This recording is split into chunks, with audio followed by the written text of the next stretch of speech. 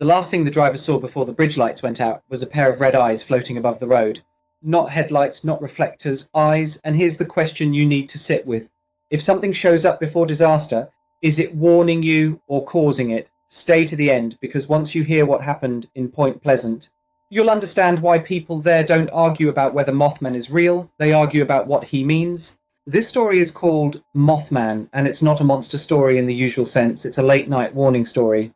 A chain of sightings, a town that tried to laugh it off, and a disaster that turned a rumour into a permanent scar. Tonight we're going to walk through the first report, the turning point when fear became pattern, the worst moment people still whisper about, and what it cost the ones who kept looking, and you'll know the one detail that makes this feel less like folklore and more like a timetable. One rule, don't treat this like a ghost story you can switch off, because the people who saw him didn't just feel scared, they felt noticed.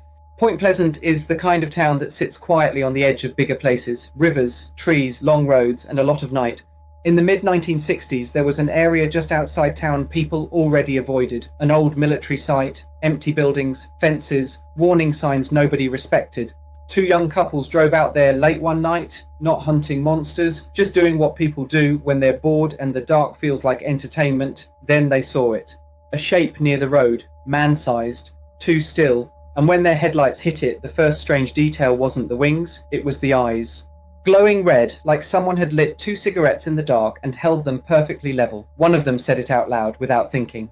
That's not a man. And that's when it moved. Not like a bird, not like anything that needed to flap. It rose, clean and heavy, and followed their car as if the air belonged to it. They sped back toward town, and the whisper started the next day. Not monster, not demon, just two words that spread like a stain. Red eyes. At first it was a local joke, a headline, a dare. Then the reports kept coming. People saw it on back roads, perched on power lines, standing too close to windows. And here's the first clear escalation. It wasn't just being seen, it was appearing where it shouldn't be able to get to.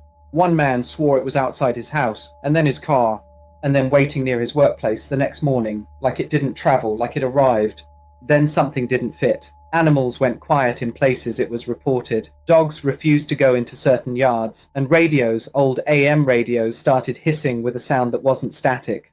A local volunteer firefighter said he heard a voice inside the hiss, not words, a rhythm, like breathing. And then came the cliffhanger moment. A woman reported red eyes outside her bedroom window. She blinked, looked again, and the eyes were closer, not outside anymore, in the glass.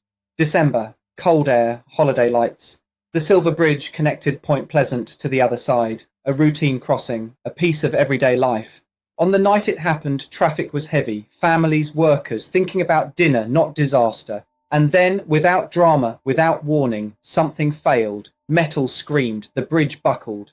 Now listen carefully. Multiple witnesses later claimed they saw red lights, two red points near the bridge right before it went, not on the road, above it. Were they eyes, or were they just fear? Here's what we know so far. A town, a pattern, a thing with red eyes, and a disaster that arrived on schedule. So let me ask you, softly, if you'd seen those eyes, would you still drive across? After the collapse, the sighting stopped. Not immediately, but like a storm moving away. And that's what makes the dread settle in. It felt like it was finished.